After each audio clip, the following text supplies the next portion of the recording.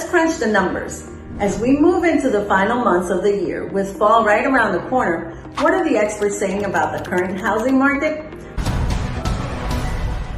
Hi there, I'm Angela Sandoval with 𝐼𝐸 Realty.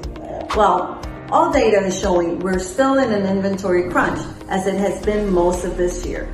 In fact, new data from Realtor.com shows that there are 20% fewer homes newly listed for sale for the month of August compared to last year. This is putting a crunch on buyers looking to purchase a home and sellers wanting to sell. Higher mortgage rates are keeping some homeowners in their existing homes.